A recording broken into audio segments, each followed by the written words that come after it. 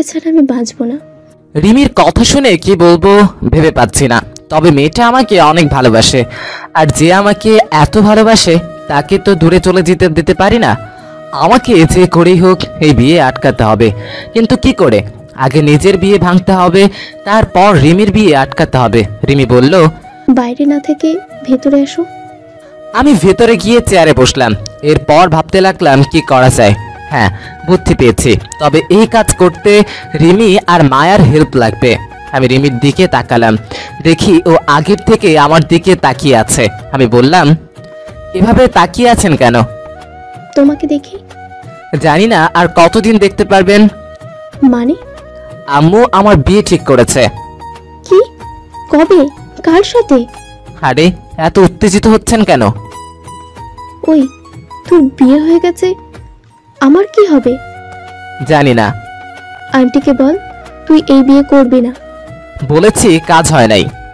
তাহলে কিছু একটা করে বিয়ে ভেঙে দে। চেষ্টা করেছি, কিন্তু সে মেয়ে আমার পিছু ছাড়ছে না। তাহলে এখন উপায় কি? একটা উপায় আছে, সেজন্য আপনাদের দুজনের হেল্প লাগবে। আচ্ছা, আমি মায়াকে ফোন করে আসতে বলি। বলেন। রিমি মায়াকে ফোন করে আসতে বলল। 10 মিনিটের ভিতরে মায়া চলে এলো। আমাকে আর রিমিকে একসাথে বসে থাকতে দেখে বলল, বাহ, এগুলো দেখানোর জন্য আমাকে ডেকে এলি? আরে ম্যাডাম, এত রাগ করছেন কেন? কাজ আছে তাই আসতে বললাম। কি কাজ? এরপর মায়াকে সব কিছু খুলে বললাম। আমার বিয়ের কথা শুনে মায়া তো হেব্বি রেগে গেল। আমার গলা চিপে বলল, তুই শুধু আমার, অন্য কারো হওয়ার চেষ্টা করলে আগে তোকে মারবো, তারপর নিজেকে শেষ করব। ওই, অনেকের তলা ছাড়, না হলে কিন্তু আমি তো চুল টেনে ছেড়ে দেব। মায়া আমার গলা থেকে হাত সরিয়ে নিয়ে বলল, কি বললি? তুই আমার চুল ছিঁড়বি? আয় দেখি তোর শরীরে কেমন জোর। তোর মতো মায়াকে আমি অনায়াসেই মেরে বালি চাপা দিতে পারি, কিন্তু তুই বেঁচে গেলি আমার চাচার মেয়ে হওয়ার জন্য। ও, কোথাকার কোন পালোয়ান আইসা যে কিনা আমাকে মেরে বালি চাপা দিবে? দুজনের এমন ঝগড়া চলতে থাকলে তো দুজনকে যে জন্য একসাথে করেছে তার কোনো কিছুই হবে না। আগে এদের ঝগড়া থামাতে হবে। তাই বললাম, আপনারা ঝগড়া না থামালে কিন্তু আম্মুর পছন্দ করা মেয়েকেই বিয়ে করব। আমার এমন কথা শুনে মায়া আর রিমির ঝগড়া থেমে গেল। এরপর দুজন ভয়ঙ্কর রূপ নিয়ে আমার দিকে তাকালো। দুজনের চাহনি দেখে ভয় পেয়ে গেলাম। এত ডেঞ্জারাস রূপে এই দুজনকে আগে কখনো দেখিনি। রিমি মায়াকে বলল, ওই, দাঁড়িয়ে আছিস কেন? ও কি বললো শুনলি না? হ্যাঁ শুনেছি। আমরা এতদিন ধরে ওর পিছে করছি, আমাদের ভিতর বিয়ে না করে অন্য মেয়েকে বিয়ে করবে। ওর সাহস একটু বেড়ে গেছে। চল দুজন মিলে কয়েকটা লাগিয়ে দিই, তাহলে আমাদের ভিতর বিয়ে করা ছাড়া অন্য কোথাও বিয়ে করার কথা কল্পনাও করতে পারবে না। হ্যাঁ, ঠিক বলছিস, চল কেলানি দেওয়া শুরু করি। দুজন যেভাবে আমার উপর রেগে আছে, যদি এখন মারা শুরু করে তাহলে কমে 7 দিন হসপিটালে কাটাতে হবে। তাই এদেরকে থামানোর জন্য বললাম, আরে দুজনেই থামেন। আরে এত রাখছেন কেন? আপনাদের ঝগড়া বন্ধ করার জন্য ওটা বলেছি। আর দেখছি আপনারা সত্যি সত্যি ভাবতেছেন। বেঁচে গেলি। আপনারা দুইজন একটু চুপ করেন, আমাদের মাথায় একটা প্ল্যান আছে। বলো বাবু, তোমার প্ল্যান কি? ওই, তুই আমার সামনে আমার অনেককে বাবু বললি কেন? তোর তো বিয়ে হয়ে যাবে, আমি তখন অনেককে বিয়ে করব, আর তুই তখন আমার সামনে অনেককে দোলাভাই বলবি, কেমন? ওদের ওইসব ছোট বিষয় নিয়ে ঝগড়া দেখে আমার রাগ উঠে গেল। তাই ওদেরকে ধমক দিয়ে বললাম, তোরা দুইজন আমাকে নিয়ে মারামারি কর, আর ওদিকে আমার খালাতো বোন আমাকে বিয়ে করুক, আর এটা না চাইলে মন দিয়ে আমার কথা শোন। রিমি আর মায়া চুপ হয়ে গেল। আমি ওদের দুজনকে ভালো মতো প্ল্যানটা বুঝিয়ে দিলাম। ওদের দুজনকে বললাম, প্ল্যান মতো কাজ হলে ও সরে পড়বে তো? 100% শিওর না, তবে কাজ হওয়ার সম্ভাবনা বেশি। আচ্ছা। কিছুক্ষণ পর রিমিদের বাসা থেকে চলে আসে। রাতে খাবার সময় আম্মু বলল, অনেক, আমি তোর আব্বুর সাথে কথা বলেছি। তোর আব্বু বলেছে 1 মাসের ভেতর তোর আর সীমার বিয়ে দিবে। আগে থেকেই তোকে জানিয়ে রাখলাম। আম্মুর কথা শুনে সীমা লজ্জা পেয়ে উঠে গেল। ওর ঢং দেখে রাগে শরীর জ্বলছে। আমিও খাওয়া বাদ দিয়ে উঠে গেলাম। আমার রুমে ঢুকতে যাব এমন সময় সীমা আমার হাত ধরে টান দিয়ে পাশের রুমে নিয়ে এলো। আমি রাগ দেখিয়ে বললাম, ওই তুই আমাকে টেনে এখানে আনলি কেন? তোমাকে দেখতে। দেখ সীমা, ফাইজলামি করবি না। আমি তো ভালোবাসা দেখাচ্ছি, ফাইজলামি করছি না। তোর ভালোবাসা আমার লাগবে না। তোমার না লাগলো আমার যে লাগবে। তাছাড়া আর কিছুদিন পর আমাদের বিয়ে হবে, তখন তো আমাকে ভালোবাসতেই হবে। শখ কত, ভাগ এখান থেকে। যাব না, আগে একটু আদর করো তারপর যাব। তোর কি লজ্জা শরম উঠে গেছে যেসব বলছিস? তোমাকে দেখে তো এমন হয়েছে, সব দোষ তোমার। ছাড় আমাকে, এসব আমি পারি না। তুমি না পারলে আমি শিখিয়ে দিব। আমার শেখার দরকার নেই বলে এক ঝটকায় নিজেকে ছাড়িয়ে নিলাম। এরপর নিজের রুমে চলে এলাম। বাবারে, কিরকম ফাজিল মাইয়া, আমাকে বলে আদর করতে। পরের দিন আর ভার্সিটিতে গেলাম না। আমি ভার্সিটি গেলাম না দেখে সীমা আমাকে বলল, আজকে তোমার শরীর খারাপ নাকি? না তো। তাহলে ভার্সিটি গেলে না কেন? প্রতিদিন ভার্সিটি যেতে হয় না, বুঝছিস? বুঝছি। বুঝলে এখন যা, আর আমাকে একটু একা থাকতে দে। সীমা কিছুক্ষণ চুপ করে দাঁড়িয়ে রইল। এরপর বলল, একটা আবদার রাখবে? কি? রিয়া তো কলেজে, আমি আর তুমি আছি, চলো না কোথাও থেকে ঘুরে আসি। জানতাম সীমা এমন কিছু বলবে, তাই ওকে বললাম, কোথায় যাবি? তোমার ইচ্ছা। আচ্ছা তাহলে পার্কে চল। পার্কে যেতে ভাল লাগে না। তাহলে নদীর পাড়ে যাবি? যাওয়া যায়। তাহলে রেডি হয়ে নে। আচ্ছা। বলে সীমা চলে গেল। আমিও রেডি হতে লাগলাম। রেডি হয়ে মায়া আর রিমিকে মেসেজ করলাম। একটু পর সীমা এলো। ও একটা নীল শাড়ি পরেছে, হাতে ম্যাচিং করা নীল চুড়ি আর কপালে নীল টিপ, সব মিলিয়ে একটা নীল পরীর মতো লাগছে। সীমা আমার দিকে হেসে বলল, দেখো তো আমাকে কেমন লাগছে। সুন্দর লাগছে। সত্যি? সত্যি। এখন তাহলে চলো। আমি গাড়ি চালাচ্ছি আর সীমা আমার পাশে বসে আছে। নানান ধরনের প্রশ্ন করে আমার মাথা ধরিয়ে দিচ্ছে। কিছুক্ষণ পর নদীর পাড়ে চলে এলাম। গাড়িটা রাস্তার সাইডে পার্ক করে গাড়ি থেকে নামলাম। সকালের দিকে তেমন লোকজন থাকে না। আমি সীমার সাথে হাঁটতে লাগলাম। দুজন পাশাপাশি হাঁটছি। হাঁটার সময় সীমার হাতের সাথে আমার হাত বারবার লেগে যাচ্ছে। আমি সীমার দিকে তাকালাম, দেখি ও আমার হাত ধরার চেষ্টা করছে। তাই তো বলি, ওর হাতের সাথে আমার হাত লাগতে যাবে কেন? ভাবলাম ওকে কিছু একটা বলি, কিন্তু কিছু বললাম না। হাঁটতে হাঁটতে নদীর কিনারায় চলে এলাম। ওখানে দুজন কিছুক্ষণ বসে গল্প করলাম। এরপর সীমা বলল, ও আইসক্রিম খাবে। আইসক্রিম তো এদিকে পাওয়া যাবে না, রাস্তার দিকে পাওয়া যাবে। তাহলে চলো ওদিকে যাই। দুজন হাঁটতে হাঁটতে রাস্তার কাছে চলে এলাম। রাস্তার পাশে একটা আইসক্রিমের দোকান পেলাম। ওখান থেকে দুটো আইসক্রিম নিয়ে একটা সীমাকে দিলাম, আর একটা আমি নিলাম। দুজন দাঁড়িয়ে আইসক্রিম খাচ্ছি। এমন সময় পিছন থেকে কে যেন বলল, বাহ, বিয়ে করা বউ রেখে অন্য মেয়ের সাথে আইসক্রিম খাওয়া হচ্ছে। পিছনে ঘুরে দেখি মায়া দাঁড়িয়ে আছে। মায়ের কথা শুনে সীমা বলল, দেখুন আপনার কোথাও ভুল হচ্ছে, অনেকের কোনো বিয়ে হয়নি। আমার কোনো ভুল হয়নি, আমার বর অনেক। 2 মাস আগে আমাদের বিয়ে হয়েছে। মায়ের কথা শুনে সীমা আমার দিকে তাকালো। আমি কি বলবো ভেবে পাচ্ছি না। তখন মায়া বলল, অনেক এই মেয়েটাকে? আমার খালাতো বোন। খালাতো বোনকে নিজের বোনের চোখে দেখবে, আর এই মেয়ে তুমি আমার বরকে নিজের ভাইয়ের চোখে দেখবে। অনেক, এসব আমি কি শুনছি? তুমি কি সত্যি বিয়ে করেছো? আমি কিছু না বলে চুপ করে আছি। আমার চুপ করে থাকা দেখে মায়া বলল, এই, তুমি আমাকে কবে তোমার বাসায় নিয়ে যাবে? আমি কিছু জানি না, এখান থেকে আমি গেলাম বলে একটু দূরে চলে এলাম। আমি দেখছি সীমা আর মায়া কথা বলছে। ওটাকে কথা বলা বলে না, ঝগড়া শুরু করেছে। একটু পর সীমা আমার কাছে চলে এলো। ও তো রাখে গজগজ করছে। বুঝতে পারছি আমার উপর দিয়ে টর্নেডো বয়ে যাবে। টর্নেডোর আঘাত সহ্য করার জন্য মনে মনে নিজেকে প্রস্তুত করলাম। তাই তো বলি, আমি তোর কাছে আসলে কেন দূরে সরে যাস? আজকে তোর সাথে না আসলে তোর এই ভালো মানুষের আড়ালে লুকিয়ে থাকা জানোয়ারটাকে দেখতে পেতাম না। যাক, ভালোই হয়েছে। আজকের থেকে তোর সাথে আমার সব সম্পর্ক শেষ। কোনো দিন আর আমার সামনে আসবি না। বলে সীমা একটা রিক্সা ভাড়া নিয়ে চলে গেল। একটু পর মায়া আর রিমি আড়াল থেকে আমার সামনে চলে এলো। আমার ডোজি সহ্য করতে পারেনি। অনেকের প্ল্যানটা জোশ ছিল, অর্ধেক কাজই হয়ে গেল। আমার পথের কাঁটা দূর হয়ে গেল, আর কোনো চিন্তা নাই। আমার বিয়ে আটকাবো কিভাবে? না, জানি না। তোর বিয়ে হয়ে গেলে আমি অনেকের রানী হব। এত লাপাস না, শেষ পর্যন্ত দেখ অনেক কার হয়। আমি চাচুকে বলে দিব তোর বিয়ে যেন তাড়াতাড়ি দেয়। তবে রে? বলে রিমি মায়াকে মারতে গেল। এতক্ষণ দাঁড়িয়ে ওদের কার্যকলাপ দেখছিলাম। এখন ওদেরকে না থামালে দুজন মাঝ রাস্তায় সত্যি সত্যি মারামারি শুরু করবে। তাই বললাম, দুজন থামেন, না হলে কিন্তু খারাপ কিছু হবে। আমার কথা শুনে দুজন থেমে গেল। এরপর ওদেরকে বললাম, আমার এখন ভালো লাগছে না, আপনারা বাড়ি যান, পরে কথা হবে। আমার কথা শুনে রিমি এসে আমার কপালে হাত দিয়ে বলল, বাবুটার জ্বর এলো নাকি? না, কপাল তো গরম হয়নি, তাহলে কি হলো? ওই তুই সর, তোর এত দরদ দেখাতে হবে না। তুই গিয়ে আঙ্কেলের পছন্দ করা ছেলেকে বিয়ে করে ফেল। অনেকের সেবা যত্ন করার জন্য আমি আছি। আমি অনেককে বিয়ে করার পর তোকে বাড়ির কাজের বেটি বানাবো, তারপর আমাদের দুজনের সব কাজ তোকে দিয়ে করাবো। তোর এই সব কোনোদিনই পূরণ হবে না, কারণ কিছুদিনের ভেতর তোর বিয়ে হয়ে যাবে। ধুর, মায়া মানুষ মানে বেশি কথা বলে। তাই রাগ করে ওখান থেকে উঠে চলে এলাম। এরপর গাড়ি নিয়ে সোজা বাসায় ঢুকে দেখি আম্মু আমার দিকে রাগী মুডে তাকিয়ে আছে।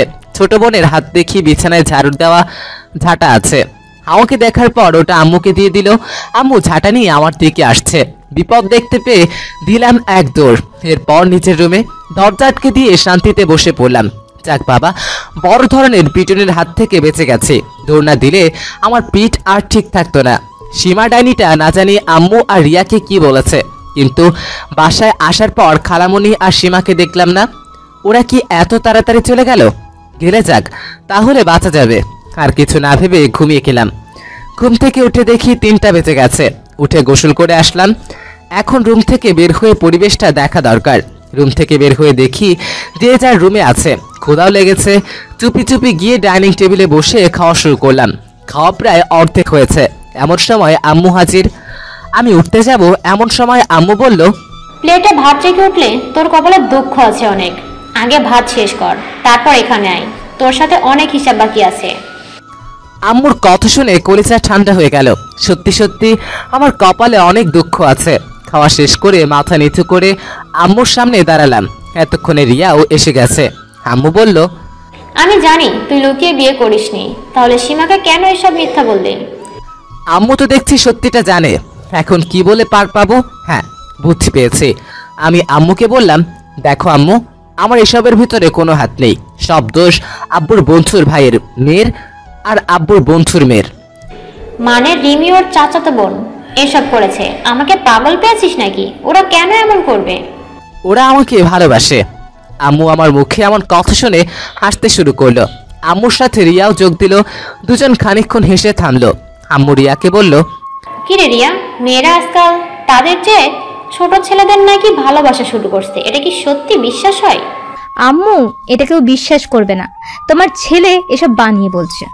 দেখ রিয়া, মিথ্যা বলবি না, সত্যিটা একটু একটু তুইও জানিস। ওইসব বল। আম্মু দেখো, তোমার ছেলে আমাকেও জড়াচ্ছে। তাই তো দেখছি, ওর একটা বিহিত করতে হবে। তোর আব্বু আসুক, দেখ কি করে। আম্মু, তোমাকে একটা সত্যি কথা বলি। বল। তোমার ছেলে কিন্তু ওই মেয়ে দুটোকে কিস করেছে। সি, অনেক। তোর কাছ থেকে আমি এটা আশা করিনি। তুই আমার ছেলে হয়ে এমন লুচু হবে এটা ভাবতেও পারছি না।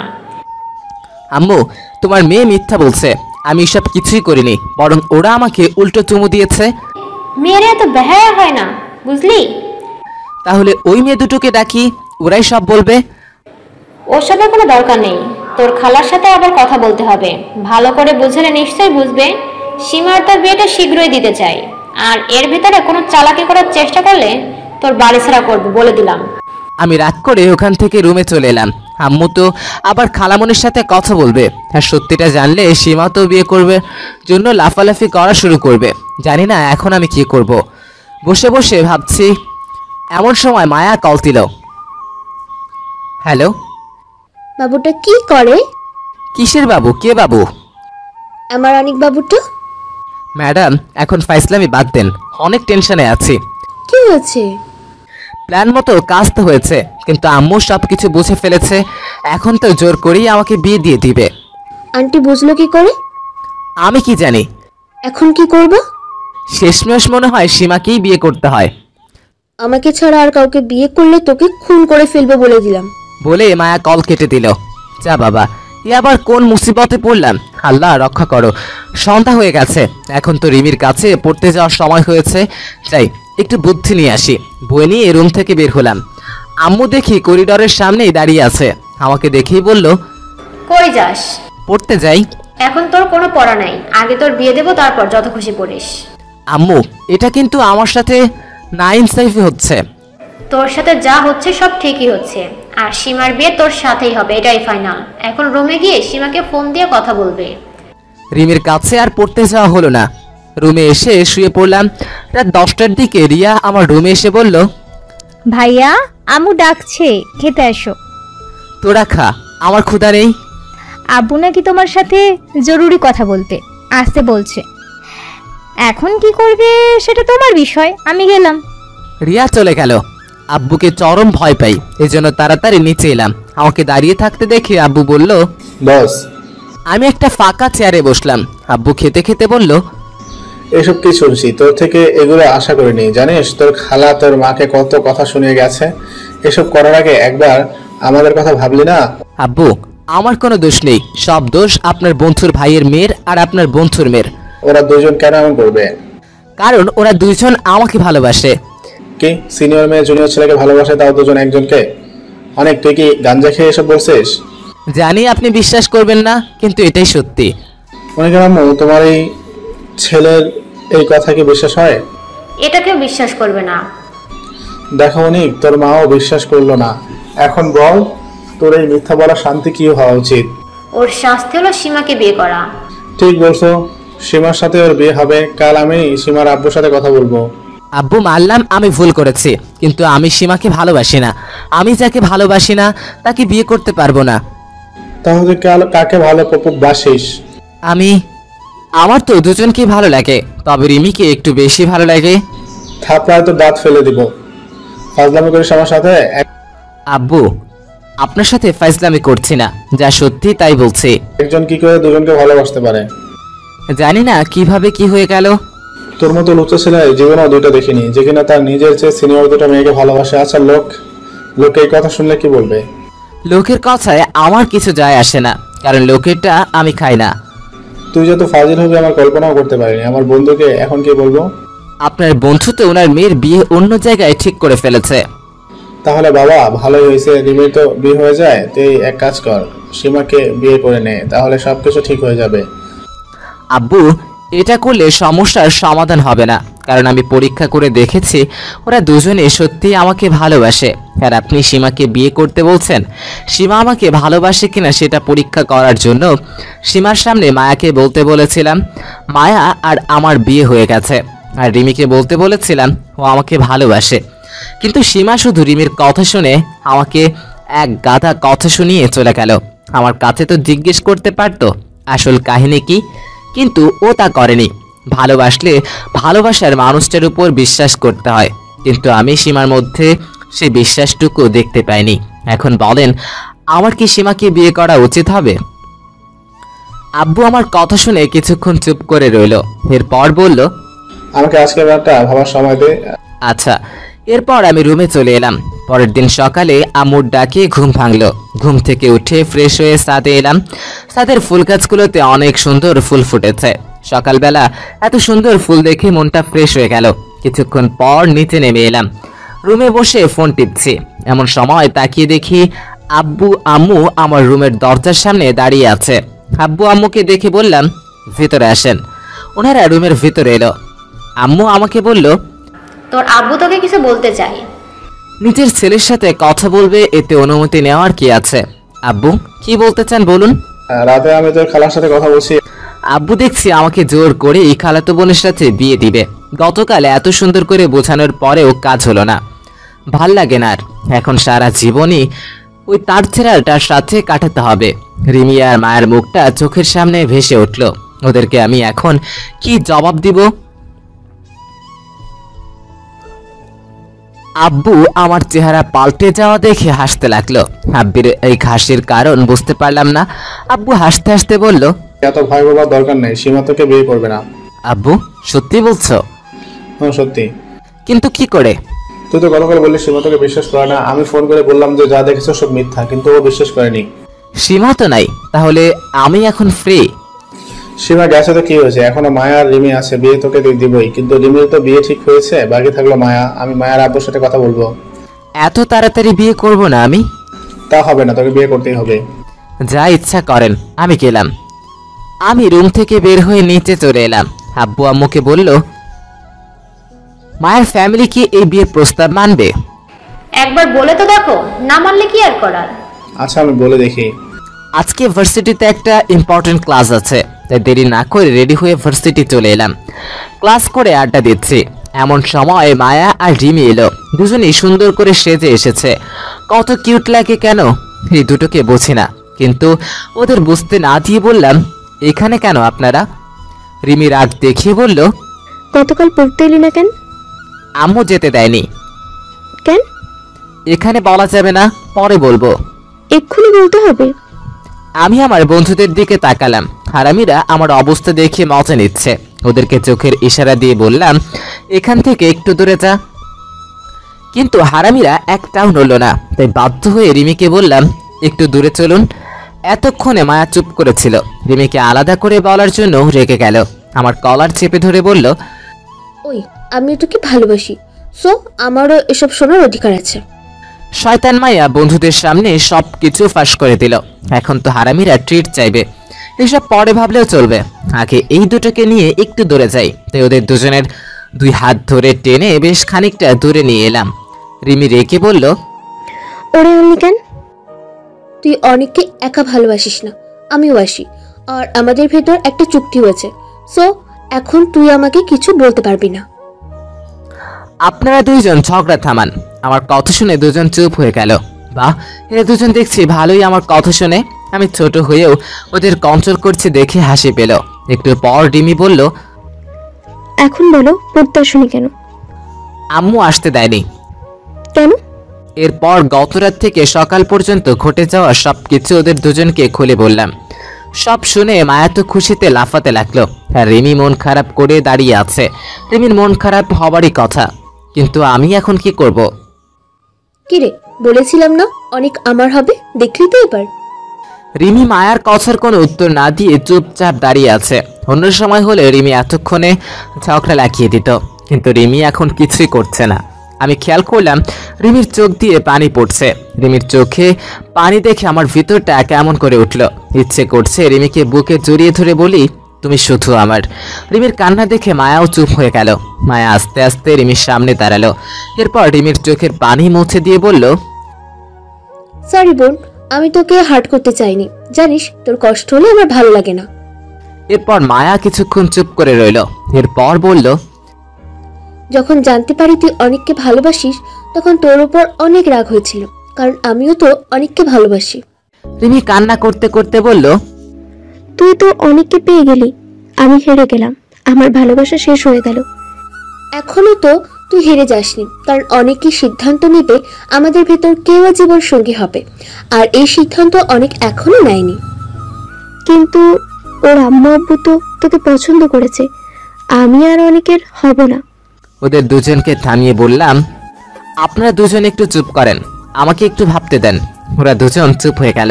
আমি কিছুক্ষণ ভেবে বললাম, আমি দেখতে চাইছিলাম কে আমাকে সত্যিকারে ভালোবাসে, কিন্তু আপনারা দুজনই আমাকে অনেক ভালোবাসেন। আমি চাই না আপনারা দুজন কষ্ট পান। হয়তো আমি আপনাদের ভিতর একজনকে পছন্দ করলাম, কিন্তু আরেকজনের কি হবে? সে তো সারা জীবন কষ্ট পাবে। আর তাছাড়া আপনারা দুজন কাজিন, আমার জন্য আপনাদের এত সুন্দর বন্ধুত্বটা নষ্ট হয়ে যাবে। একজন আরেকজনকে সারা জীবন ঘৃণা করবেন। এই জন্য আমি আপনাদের ভিতর একজনকেও বেছে নিতে পারলাম না। আমার কথা শুনে মায়া আর রিমির মুখ শুকিয়ে গেল। ওরা দুজন করুণভাবে আমার দিকে তাকালো। এরপর ওরা দুজন একসাথে বলল, আমাদের দুজনের ভেতর কি একজনও তোমার যোগ্য না? আপনারা আমাকে এত ভালোবাসেন, তার বিনিময়ে খালি কষ্ট পেয়েছেন। আসলে আমি আপনাদের জন্য যোগ্য না। দুজন আর কথা বলছে না। আমি কিছুক্ষণ চুপ করে পর বললাম, আচ্ছা আমি তাহলে আসি এখন, ভালো থাকবেন আর নিজের খেয়াল রাখবেন। বলেই ওখান থেকে চলে আসলাম। আমার জন্য ফয়সাল, সিয়াম, ইমন অপেক্ষা করছিল। ওদের কাছে গেলাম। আমাকে দেখে সিয়াম বলল, গেলি হাসি খুশি হয়ে, আসছিস মনমরা হয়ে, ব্যাপার কি? তেমন কিছু না। আরে আমরা তোর বন্ধু, আর বন্ধুর কাছে কষ্ট চেপে রাখতে নাই, বল আমাদের, দেখি তোর জন্য কিছু করতে পারি কিনা। কিছুক্ষণ আগে ঘটা ঘটনা সব ওদেরকে খুলে বললাম। সব শুনে ফয়সাল আকে বলল, আচ্ছা আমার একটা প্রশ্ন আছে, যদি উত্তর দিস তাহলে বলবো। আচ্ছা বলবো, এখন তোর প্রশ্নটা বল। আসলে তুই কাকে ভালোবাসিস, মায়াকে নাকি রিমিকে? এটা আবার কেমন প্রশ্ন? জানতাম তুই এড়িয়ে যাবি, কিন্তু আগেই বলছিস তুই আমার প্রশ্নের উত্তর দিবি। সিয়াম আর ইমনও ফয়সাল সাথে বলল, আমাদেরও জানতে ইচ্ছে করে, বল দোস্ত। আমি কখনো ভাবিনি আমার সাথে এমন হবে। চেয়েছিলাম একজনকে পাবো যে আমাকে অনেক ভালোবাসবে, যার সাথে বাকি জীবনটা কাটাতে পারবো। কিন্তু আমি পেলাম দুজনকে, ওরা দুজনে আমাকে অনেক ভালোবাসে। কিন্তু তারপরেও দুজনের ভিতর থেকে রিমিকেই বেশি ভালো লাগে। মায়াকে যে পছন্দ করি না তা না, ওকেও ভালো লাগে। এখন যদি আমি রিমিকে সিলেক্ট করি তাহলে মায়ার কি হবে? ওরা কাজিন, পাশাপাশি থাকে, জীবনেতে অনেকবার দেখা হবে, আর প্রতিবার দেখায় আমার ওর সাথে অবিচার করার কথাটা মনে পড়বে। এর চেয়ে ভালো ওরা দুজন ওদের মতো থাকুক, আমি গেলে ওদের মাঝখানে ঝামেলা হয়ে যাবে। আমার কথা শুনে ওরা কিছুক্ষণ চুপ রইল। আমি ইমনের দিকে তাকালাম, ও কিছু বলবে মনে হয়। আচ্ছা আমি তোকে একটা ভালো বুদ্ধি দেই, তুই দুজনকে বিয়ে করে ফেল, তাহলে তো ঝামেলা মিটে গেল। আরে তুই পাগল নাকি? আমি কি করে ওদেরকে সামলাবো? তাছাড়া এটা কখনো সম্ভব না, আর কেউই মানবে না। কারণ মেয়েরা আর যাই করুক, নিজের স্বামীর ভাগ কাউকে দিতে চাইবে না। আচ্ছা তোদের সাথে অনেক কথা হলো, বাসায় যেতে হবে রে, আমি এখন আসি বলে ওদের ওখান থেকে চলে আসলাম। এরপর গাড়ি নিয়ে বাসায় চলে এলাম। আম্মু আমাকে দেখে বলল, তোকে এমন দেখাচ্ছে কেন? কিছু হয়নি তো। কিছু একটা তো হয়েছে, বল আমাকে। আম্মু সারা দিন ক্লাস করেছি, তাই এমন দেখাচ্ছে। আমি অনেক টায়ার্ড, পরে কথা বলবো, এখন একটু রেস্ট নিব বলে নিজের রুমে চলে এলাম। বিকেলেও কোথাও গেলাম না, রুমেই কাটালাম। রাতে আব্বু বললো ওনার রুমে যেতে। আমি আব্বুর রুমে এলাম, দেখি আব্বু আম্মু বসে আছে, আমাকে বসতে বলল। আমি এমনিতেই ঠিক আছি। আব্বু ধমক দিয়ে বলল, এত কথা কেন বলো, বসতে বলছি বসো। আমি আর কথা না বলে চেয়ারটা নিয়ে বসে পড়লাম। তা তোমার কি খবর? এই তো আব্বু, ভালো। যে জন্য আসতে বলছি, আমি ভাবছি কাল তোমাকে নিয়ে মায়াদের বাসায় যাবো, তারপর মায়ের সামনে সব কথা হবে। আজই তো ওদের সাথে সবকিছু শেষ করে এলাম, এখন যদি যাই তাহলে বোকামি ছাড়া কিছুই হবে না। তাই আব্বু আম্মুকে দুপুরের ঘটে যাওয়া সবকিছু খুলে বললাম। সব শুনে আম্মু বলল, মাঝখানে খালি সীমার সাথে তোর বিয়েটা হলো না। আম্মু যা হয় ভালোর জন্যই হয়। তোমার সব কথা শুনলাম, একজনকে বেছে নিলাম, ভালোবাসার প্রতি অবিচার করা হতো, কিন্তু ভালোবাসা না থাকলে জীবনে শান্তি থাকে না। তোমার একজনকে বেছে নিতে হতো। কিন্তু আব্বু আরেকজনের কি হতো? ত্রিভুজ প্রেমে একজন ব্যর্থ হবে, এটা নিয়ে এত ভাবলে জীবন চলবে না। আমি চাই না আমার কোনো কাজে ওরা কষ্ট পাক, তাই আমি এই সিদ্ধান্ত নিয়েছি। আচ্ছা তুই যখন বলছিস তাহলে হবে। আমি তাহলে আসি বলে রুমে চলে আসলাম। এভাবে কিছুদিন কেটে গেল। এই কয়েকদিনে ভার্সিটি যাইনি, নিজের ফোনটাও অফ রেখেছি। বিকেলে বাসা থেকে বের হব, তখন মায়া আর সীমা আমাদের বাসায় হাজির। ওদেরকে তো মানা করেছিলাম, কিন্তু ওরা এখানে কি করে? আমি চুপ করে নিজের রুমে চলে এলাম। ওরা আমাকে দেখে নাই, এখন আর রুম থেকে বের হওয়া যাবে না। রিমি আর মায়া কয়েকদিন ধরে অনেকের কোনো খোঁজ পাচ্ছে না, পাবেই বা কি করে? অনেক তো ভার্সিটিতে যায় না, আর ওর নাম্বারটাও বন্ধ। আর এই কয়েকদিনে অনেককে না দেখে রিমি আর মায়া ব্যাকুল হয়ে যায়। রিমি আর মায়ার ভয় হতে লাগলো। শেষমেশ অনেক তো আবার সীমাকে বিয়ে করলো না তো। ঘটনার শেষ জানতেই ওরা শেষ পর্যন্ত সিদ্ধান্ত নিল অনেকের বাসায় যাবে। ওর বাসায় গিয়ে কলিং বেল কে বাজাবে? তুই বাজাবি? তুই তো অনেককে না দেখে প্রায় দম বন্ধ হয়ে মরে যাচ্ছিস, এর জন্যই তুই বেল বাজাবি। আচ্ছা আমি বাজাবো, অনেকে কিন্তু তোর ভুলে যেতে হবে। ওই ভুলে যাওয়ার জন্য আমি ভালোবাসিনি। তাহলে কলিং বেল বাজা। আরে আমাকে তো ওর বাসায় সবাই চেনে, আর আমার কথাও ওর পরিবারের সবাই জানে। তুই একটু ট্রাই কর না বোন। কেন, যদি অনেককে ভালোবাসলি, তুই আমার কাছে না হলে এতদিন তোর হাত পা ভেঙে দিতাম। অনেক তো আমাদেরকে বারণ করেছে, কি বলবো গিয়ে? যা বলার বলা যাবে, এখন চল। আচ্ছা আমরা তো কম্পিটিশন না করে নিজেদের ভেতরে টস করে নিলেও তো পারি। তোর ইচ্ছা হলে একটা টস কর, আমি আমার ভালোবাসা নিয়ে কোনো টস করব না। আর আমি এমনিতেই অনেককে পাবো, খালি তোর বিয়েটা হোক। আমি বেঁচে থাকলে শুধু অনেকেরই হব, না হলে এই জীবন রাখবো না। এখন কথা না বলে কলিং বেল বাজাও। রিমি কলিং বেলে চাপ দিল। একটু পর আম্মু গিয়ে দরজা খুলে দিল। দরজা খুলে আম্মু অবাক হয়ে গেল, মনে মনে বলল, এ তো রিমি, আর সাথে মেয়েটা নিশ্চয়ই মায়া হবে। এরা দুজন এখানে তো এমনি এমনি আসবে না, নিশ্চয়ই কোনো গন্ডগোল আছে। কিন্তু এভাবে তো কিছু বলা যাবে না, আগে দেখা যাক এরা কি করে, তারপর না হয় কিছু বলা যাবে। আন্টি কেমন আছেন? জি মা, ভালো আছি। তোমরা দুজন কেমন আছো? মায়া আর রিমি একসাথে বলল, আমরাও ভালো আছি। বাইরে দাঁড়িয়ে না থেকে ভেতরে আসো। আম্মুর কথা শুনে ওরা দুজন ভেতরে এলো। আম্মু মায়াকে ইশারা করে বলল, তা মা, তোমাকে তো চিনলাম না, তোমার নাম কি? আন্টি আমার নাম মায়া, আর আমি রিমি চাচাতো বোন। ও আচ্ছা, তোমরা দাঁড়িয়ে না থেকে সোফায় বসো। আন্টি অনেক কোথায়? রিমির কথা শুনে আম্মুর চেহারা পাল্টে গেল। ভাবলো কিছু বলবে, কিন্তু ওরা এখন বাসার মেহমান, এজন্য কিছু না বলে বলল, অনেকের রুমে আছে মনে হয়। আন্টি আমাদের অনেকের সাথে একটু কথা বলা দরকার, আমরা দুজন ওর রুমে গেলাম। আচ্ছা যাও। মায়া আর রিমি আমার দিকে আসতে লাগলো। আম্মু ভাবতে লাগলো কি করা যায় এখন। আমি কিছু বলবো নাকি অনেকের আব্বুকে জানাবো? আম্মু আব্বুকে কল করে সবকিছু বলল। আব্বু বলল, আচ্ছা আমি কিছুক্ষণের ভেতর আসি, ততক্ষণ তুমি ওদের ব্যস্ত রাখো। রুমাটকে ভাবতেছি শয়তান মেয়ে দুইটা না জানি আম্মুকে কি কি বলেছে। এখন আম্মু আমাকে কি ভাববে? এমন সময় দরজার ঠকঠক আওয়াজ ছিল। আমি বললাম, কে? বাইরে থেকে কোনো উত্তর না এসে আরো জোরে ঠকঠক আওয়াজ হলো। বাধ্য হয়ে দরজা খুলে দিলাম। তাকিয়ে দেখি বাইরে মায়া আর রিমি দাঁড়িয়ে আছে। দরজা খোলার সাথে সাথে ওরা দুজন আমার গলা চেপে ধরলো। ওরে আল্লাহ, দুজন এভাবে গলায় চাপ দিলে 2 মিনিটের ভিতর উপরে চলে যাব। অনেক কষ্টে বললাম, ছাড়েন আমাকে, দম বন্ধ হয়ে আসছে আমার। শয়তান দুইটা তবেই আমাকে ছেড়ে দিল। আপনাদের মাথায় কিছুই নাই নাকি? আর একটু হলেই তো মরে যেতাম। তোকে না দেখে আমারও ঠিক এমন হয়েছিল, বল কেন এমন করেছিস? পিকটা দেখে কিছুটা ধারণা করতে পেরেছেন আমি আসলে কাকে ভালোবাসি। দুজনেই আমাকে এত ভালোবাসে আর আমি স্বার্থপরের মতো। যাই হোক, পড়তে থাকুন, সব বুঝতে পেরে যাবেন। গল্পে যাওয়া যাক। আপনাদের মাথায় কিছুই নাই, আর একটু হলেই তো মরে যেতাম। তোকে না দেখে আমারও ঠিক এমন হয়েছিল, বল কেন এমন করছিস? আপনাদের তো বলেছি আমি এসবের ভিতরে নাই। আমাদেরকে প্রেমে ফেলে এখন বলছিস নাই? আমাকে বিয়ে না করলে তোকে আজ কি যে করব? মায়া তুই চুপ থাক, অনেক শুধু আমার, ও আমাকেই বিয়ে করবে। তোর তো বিয়ে, যা চাচুর পছন্দ মতো ছেলেকে বিয়ে কর, আমাদের ভেতর আসবি না। অনেক আমার না হলে ওকে কারো হতে দিব না। তোর মতো জল্লাদ মহিলার হাত থেকে অনেককে আমি ঠিকই রক্ষা করব। রিমি কোমরে ওড়না পেঁচিয়ে রাখি কণ্ঠে বলল, তুই জল্লাদি শয়তানি, দেশে এত ছেলে থাকতে কেন আমার অনেকের উপরই মরতে এসেছিস?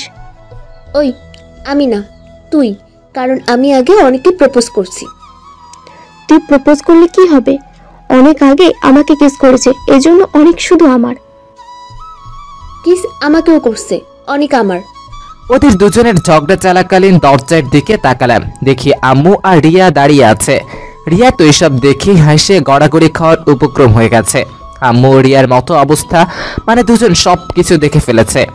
আমার তো লজ্জায় মরে যেতে ইচ্ছে করছে, কিন্তু এই ফাজিল মাইয়া দুইটার থামার কোনো লক্ষণ নেই। কিন্তু যে করেই হোক এদের থামাতে হবে, না হলে আশেপাশের বাসার লোকজনও টের পেয়ে যাবে। এই জন্য ওদের দুজনকে আস্তে করে বললাম, আপনাদের সব কথা আম্মু শুনছে। আমার কথা বলার সাথে সাথে দুজন থেমে গেল। ওরা দুজন দরজার দিকে তাকিয়ে দেখলো সত্যি সত্যি অনেকের আম্মু আর রিয়া দাঁড়িয়ে আছে। দুজনেই লজ্জায় মুখটা রাঙা করে ফেললো। আমি মায়া আর রিমির দিকে তাকালাম, দেখি ওরা নিচের দিকে তাকিয়ে আছে। আম্মু আমাকে বলল, অনেক, তুই এখান থেকে যা, আমার একটু এদের সাথে পার্সোনাল কথা আছে। আম্মুর কথা শুনে আমি চলে যেতে লাগলাম। তখনই মায়া আর রিমি দুজনে আমার 2 হাত চেপে ধরলো। আমি পেছনে ঘুরে ওদের দিকে তাকালাম। ওরা ইশারায় বোঝালো আমি যেন না যাই। আম্মু বলল, বাহ, এত ভালোবাসা, আগে তো এমন ভালোবাসা দেখিনি। কিন্তু ভাবতেছি কাকে বৌমা বানাবো। আম্মুর কথা শুনে ওরা দুইজনের সাথে সাথে বলল, আমি হব। দুজনের কাণ্ড দেখে আমারও হাসি পাচ্ছে, কিন্তু আম্মুর সামনে আছি এই জন্য হাসতে পারছি না। ইতিমধ্যে দেখি আব্বুও চলে আসলো। আম্মু আব্বুকে টেনে আড়ালে নিয়ে গেল।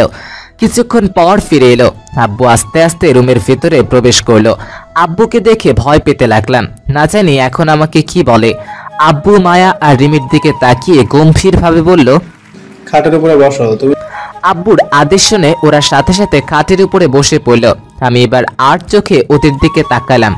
ওদের চোখে মুখে লজ্জা থেকে ভয়ের ছাপ চলে এসেছে। এমন অবস্থায় ভয় পাবারই কথা। আব্বু এবার মায়াকে বলল, এই যে আমার ছেলেকে ভালোবাসো, সেটা কি তোমার ফ্যামিলিতে জানে? মায়া মাথা নিচু করে বলল না। আব্বু আবার বলল, তুমি তো আমার ছেলে চেয়ে বড়, তাহলে তোমার চেয়ে বড় কাউকে ভালোবাসা উচিত ছিল, কিন্তু তুমি তা না করে তোমার চেয়ে জুনিয়র ছেলেকে ভালোবেসেছো। এটা তো তোমার ফ্যামিলি মানবে না। আঙ্কেল, ভালোবাসা বলে আসে না, হয়ে যায়, ঘটে যায়। আর সিনিয়র ছেলেকে ভালোবাসতে হবে বা বিয়ে করতে হবে এমন তো কোনো নিয়ম নাই। তাহলে ভালোবাসলে দোষ কোথায়? আমরা সমাজে বাস করি, চলতে গেলে লোকে নানান কথা বলবে, এটা তো তুমি বোঝোই। আঙ্কেল, আমি বা আপনি যদি দুদিন না খেয়ে থাকি তাহলে সমাজের কেউ জিজ্ঞাসা করবে না খেয়েছি কিনা। যেই সমাজ সবাই মিলেমিশে বাস করা উচিত, আমরা তা না করে একজন কি করলো সেটা নিয়ে মজা করি। এমন সমাজের মানুষের কথায় কান না দেওয়াই উচিত। তুমি খুব একটা ভালো কথা বলছো, কিন্তু এটা আর কয়েকজনে ভাবে। আচ্ছা, এবার আমি রিমিকে কিছু প্রশ্ন করবো, ঠিক মতো উত্তর দিবে। জি আঙ্কেল। শুনলাম তোমার নাকি বিয়ে ঠিক হয়েছে, তা আব্বুর পছন্দ করা ছেলেকে বিয়ে না করে একটা জুনিয়র ছেলের পিছিয়ে আছো কেন? আসলে আমি অনেককে অনেক ভালোবাসি। ওকে ছাড়া আমি বাঁচবো না। জানি না ওকে পাবো কি পাবো না, কিন্তু ওকে পাবার আশায় ওর পিছে আছি। যদি তোমার অন্য জায়গায় বিয়ে হয়ে যায় তখন কি করবে? অন্য কারো হওয়ার আগে নিজেকে শেষ করে দিব। আব্বু রিমির কথা শুনে আর কিছু বলল না। এরপর আব্বু আমাকে বলল, তোর মতামত কি? আব্বু, আমি আপনাকে আগে যা বলেছি সেই সিদ্ধান্তে অচল আছি। এদের কাউকে বিয়ে করতে পারবো না। আমাদের ভালোবাসা শিখিয়ে এখন কেটে পড়া হচ্ছে অনেক, এটা কিন্তু ঠিক না। অনেক তো আমি তোমাদের ভিতর কাকে বিয়ে করব? আমাকে। আমাকে? তোমাদের ভিতর একজনকে বিয়ে করলে আরেকজন মন খারাপ করবেই। আমি এটা চাই না, এজন্য বিয়ে করতে পারবো না।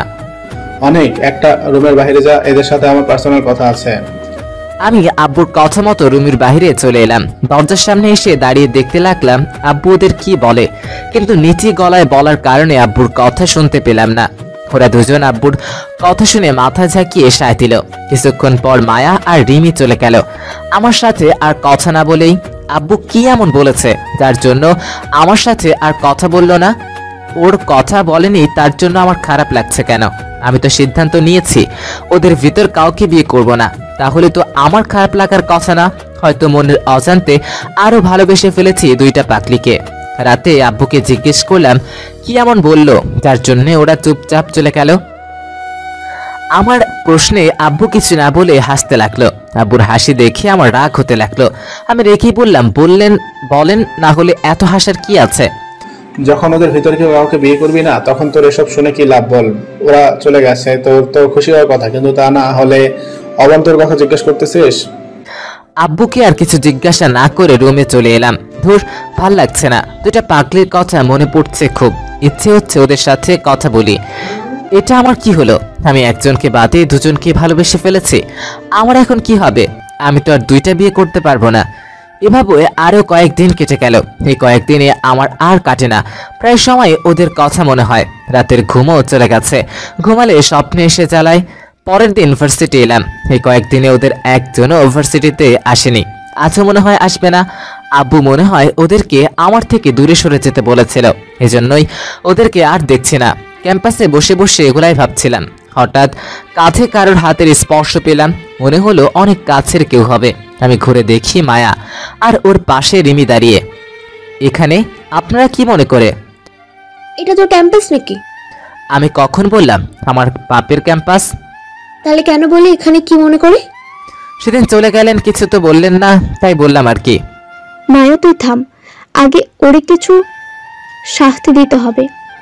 আমি কি করছি যার জন্য আমাকে শাস্তি দিবেন? করিস নাকি সেটা বল। আজব তো, আমি তো কিছুই করিনি। সবকিছু করে এখন বলছিস তুই কিছুই করিসনি? আপনাদের দুজনের মাথা নষ্ট হয়ে গেছে। পাবনা ভর্তি হন।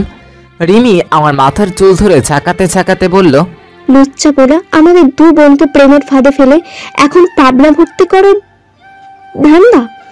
আগে তোকে পাগল বানাবো, তারপর তিনজনে না হয় একসাথে পাবনা ভর্তি হবে। আমার আপনাদের সাথে পাগল হওয়ার কোনো শখ নাই, চললাম বলে উঠে পড়লাম। হাঁটতে লাগবো তখন মায়া আমার হাত টেনে ধরলো। মায়ের ছোঁয়ায় হাতের ভিতর কারেন্ট পড়ে গেল। কিন্তু সেটা মায়াকে বুঝতে না দিয়ে বললাম, হাত ধরলেন কেন? ছাড়েন বলছি, আমাকে যেতে হবে। এখান থেকে এক পাও সামনে বাড়াবি না। যদি কোনো কথা ভাবিস তাহলে তোর কি ঘটতে পারে ভাবতেও পারবি না। ওদের আরো রাগানোর জন্য বললাম, আপনারা আমার বড় আপু হন, দয়া করে এই ছোট ভাইটার উপর অত্যাচার করবেন না। মায়া কোনো কথা না বলে সোজা আমার ঠোঁটে কিস করে দিল। আচমকা মায়ের এমন আচরণে আমি অবাক না হয়ে পারলাম না, কিন্তু সামনে তো রিমি দাঁড়িয়ে আছে। চোখ খুলে দেখি রিমি অগ্নি শর্মা হয়ে আমার দিকে তাকিয়ে আছে। দেখলাম এখন মায়াকে না থামালে আমার কপালে সত্যি সত্যি দুঃখ আছে। এজন্য মায়াকে বললাম, দেখেন প্রিন্সিপাল স্যার এদিকে আসছে। মা এই কথা শোনার সাথে সাথে আমাকে ছেড়ে দিল। রিমি তো রাগিয়ে গজগজ করছে, ওর চোখে তো আগুনের মতো লাল হয়ে আছে, মনে হচ্ছে ওই চোখ দিয়ে আমাকে পুড়িয়ে দিবে।